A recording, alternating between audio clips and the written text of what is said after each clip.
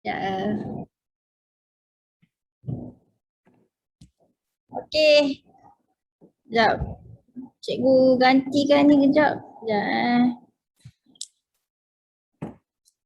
So kan tadi kita kan tak ada frekuensi kan. Kita tak ada frekuensi yang dia bagi panjang gelombang. So kamu pakai formula ni lah. So cari F sama dengan C per lambda. So nanti kamu ganti kan dalam ni ganti kat sini So H, lepas tu F apa? Fc per lambda kan. Tolak dengan tenaga kinetik elektron sama dengan fungsi kerja. Okey. So kita gantikan H pemalar Planck 6.63 darab 10 negatif 34 joule saat. Lepas tu had laju cahaya berapa had laju cahaya? 3 darab 10 kuasa 8 meter saat negatif 1 bahagi dengan panjang gelombang. Panjang gelombang ni 510 nanometer ni, tukar ke meter berapa? Kalau tak hafal 5.1 darab 10 kuasa negatif 11. Ya betul. Sekejap, kenapa cikgu punya ni hilang?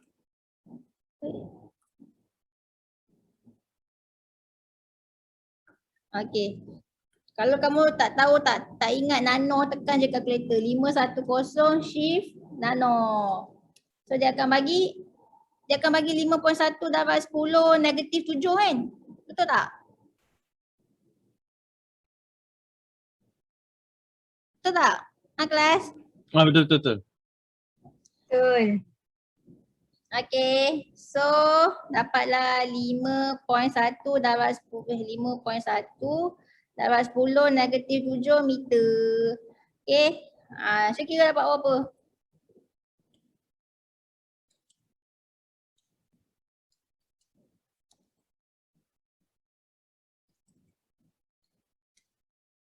Dapat berapa kak?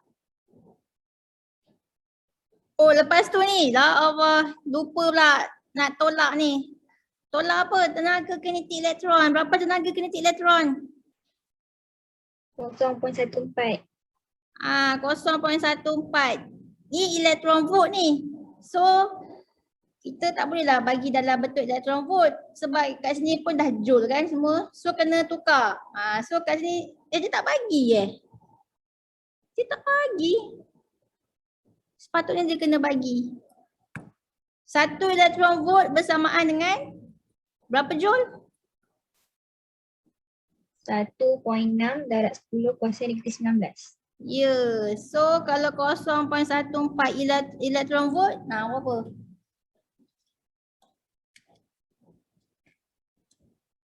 Dapatlah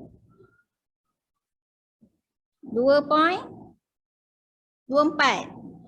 Dapat 10 negatif 20 joule.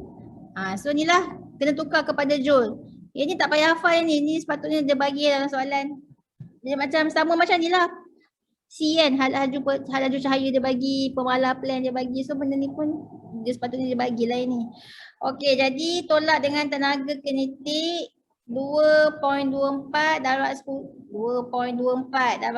negatif 20 joule. Okey. So, kira-kira dapat berapa?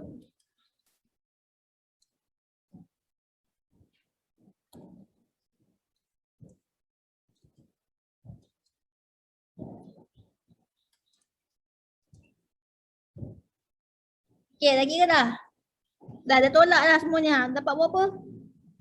3.67 darab 10 kuasa negatif 19. Kamu nak ambil 2 tempat perpuluhan. Bunda kena betul. Berapa dapat? 3.68. 3.68. Betul tak kakak? Tadi kakak salah tak bunda kakak? 3.6 sebab saya dapat 3.6744.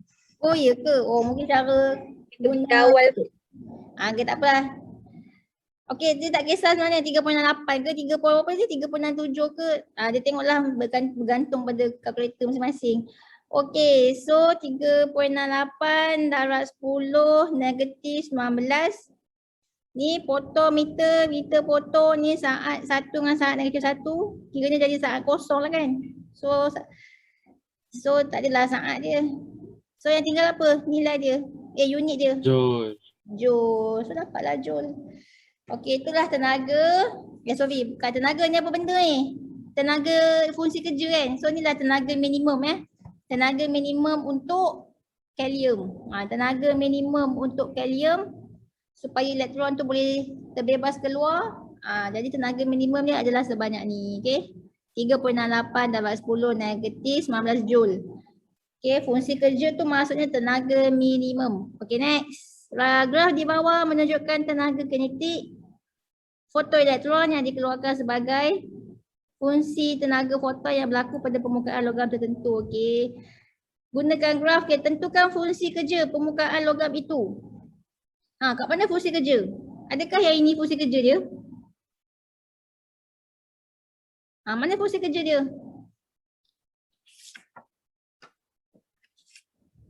Kalau tadi dalam graf tadi fungsi kerja dia kat mana? Nak tahu fungsi kerja apabila tenaga, nak tahu fungsi kerja apabila Lintasan Y. Tenaga kerja kosong.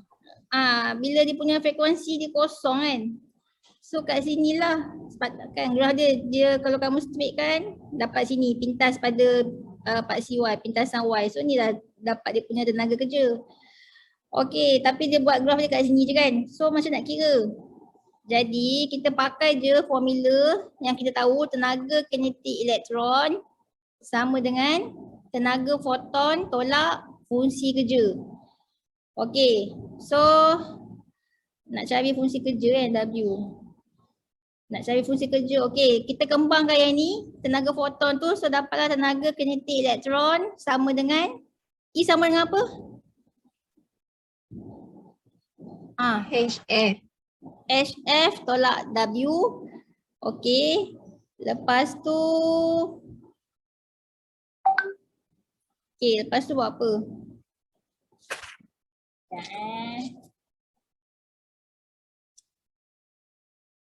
Sekejap, kita tengok balik sini. Tenaga kinetik dia kosong.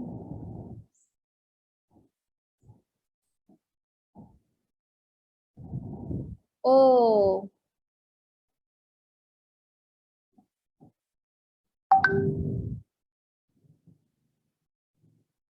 Macam nak buat Tapi dia bagi ni dia bagi nilai yang ini. Okey, tak apa. Kita ambil yang nilai. Disebabkan kita ada koordinat yang ini. Kita boleh cari W dia. So kita ambil yang ini. Sekejap. So kat sini dia punya koordinat dia apa? Dia punya dia macam serupa macam koordinat X dengan Y. Sekejap, bising lah punya apa ni? Astaghfirullahaladzim. Sekejap Mana ni? Okey. Kita gantikan je koordinat X dengan Y dalam persamaan ni. Sebab kita dapat koordinat ni kan. So koordinat X ni apa? X ni adalah diwakili oleh HF. Kan HF. Yang Y pula diwakili oleh apa Y? Y diwakili oleh TK. Betul tak? Kan? Jadi koordinat untuk HF ni, berapa nilai dia? HF. Berapa nilai dia Kak? Ni apa nilai dia? 5.0. Yang ni Ya 5.0 kan? 5.0. So kamu masukkan dia punya HF ni 5.0. 5.0. Lepas tu tolak W kan? Kamu nak cari W. Okey, TK. Bila HF dia 5, TK dia berapa? Tenaga kinetik dia berapa? Kosong. Ya, tenaga kinetik dia kosong kan? Kosong. So boleh tak cari W? So 5.0 tolak W sama dengan kosong. Jadi 5.0 sama dengan W. So dapatlah W sama dengan 5.0. Okey, 5.0 apa ni? Apa unit dia ni? Joule. Joule. Cuba tengok betul-betul joule ke unit dia? Cuba tengok dalam graf tu, unit joule ke tu? EV. Electrovolt. Electron volt kan? So ni dalam bentuk electron volt. So kena bagi, maksudnya fungsi kerja dia 5.0 electron volt lah. So bagi jawapan dalam unit electron volt. Tapi kalau kamu nak tukar kepada joule pun tak ada masalah. Okay, nak tukar kepada joule pun boleh. Okay, kalau tukar kepada joule berapa dapat? Cuba buat. Kalau tukar kepada joule. 8 darab 10 negatif 19. Ya betul. 8 darab 10 negatif 19 joule. Kan? So macam ni pun boleh. Dalam joule pun boleh. Dalam electron volt pun boleh. Tak ada masalah. Okay, next. Frekuensi ambang pula. Okay, kita tahu frekuensi ambang. Oh, yang ini kuantiti dia HF tau, bukan frekuensi, dia HF. So HF nilai dia 5.0 kan, elektron volt. So kalau nak cari F sahaja boleh tak? Nak cari F sahaja. Boleh. F sama dengan apa? 5.0. 5.0 per H.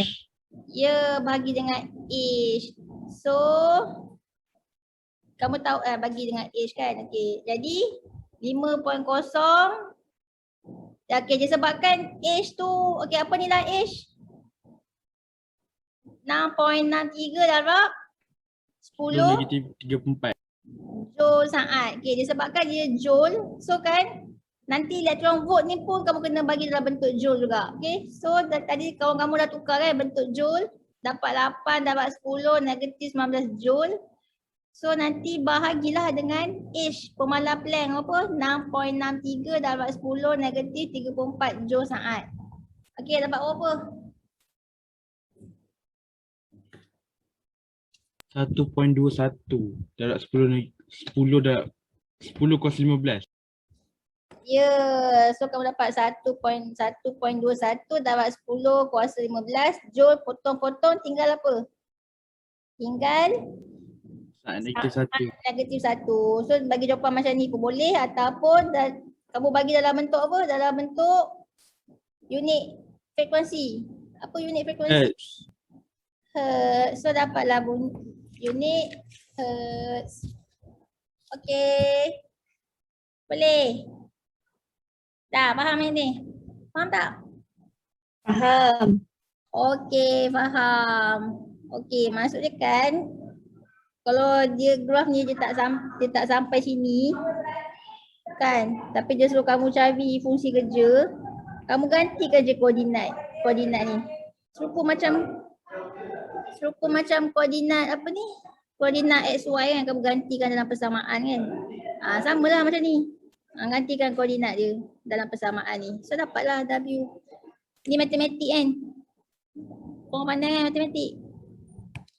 Okay. So tak ada masalah kan? Dah. So next. Dah nak masuk paling last punya subtopik. Okay, subtopik paling last. Okay, dia punya aplikasi dia. Okay, apakah aplikasi dia?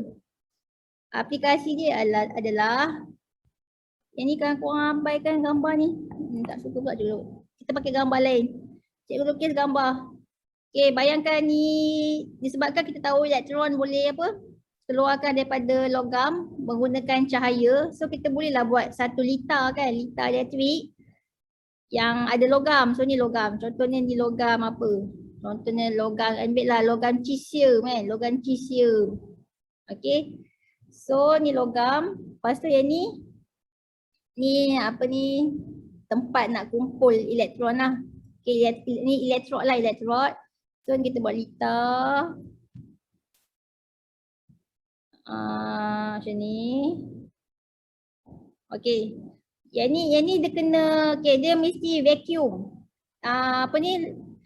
Kejadian ni kejadian nak bagi elektron ni keluar daripada logam, kamu kena buat dalam keadaan vacuum. Kenapa nak kena buat dalam keadaan vacuum? Supaya bila elektron tu keluar, kan, ni bukan E, ni apa? Okay, ni elektron. So bila elektron tu keluar, kan, dia boleh bergerak laju, tak ada gangguan oleh zarah-zarah udara ke apa ke. Sebab tu kita buat dia keadaan vacuum, tak ada udara, tak ada zarah-zarah udara, supaya elektron tu boleh bergerak laju, supaya tenaga kinetik dia tu tinggi. Sebab tu kena buat dalam keadaan vacuum. Faham ke? Faham. So kalau soalan tanya kenapa vacuum, supaya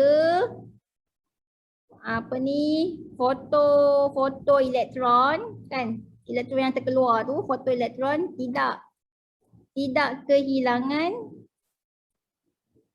kehilangan tenaga kinetik, tak hilang dia punya tenaga kinetik dia, so dia laju.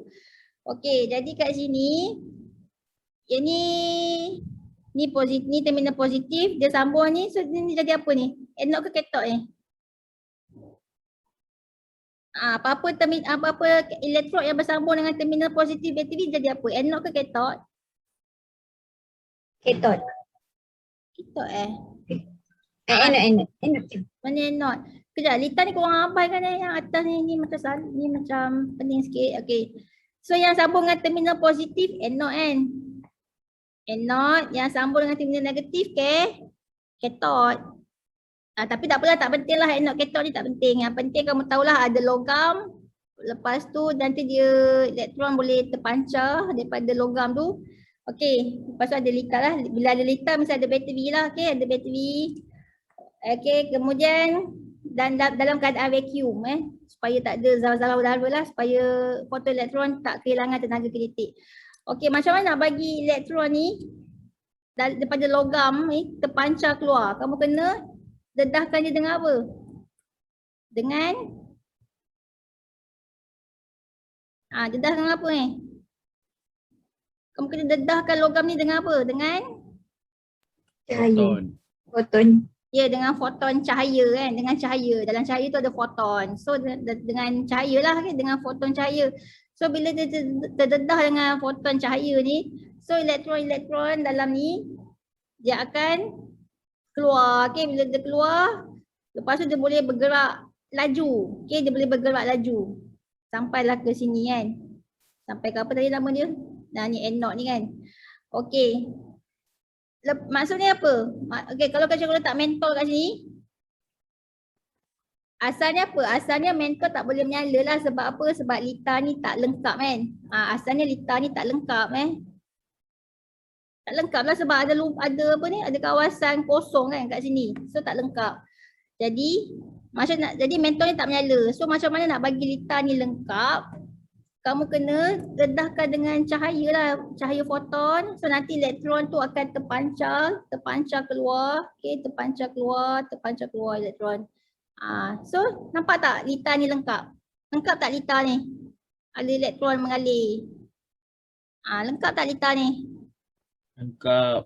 So bila lita ni lengkap, mentol pun boleh menyala.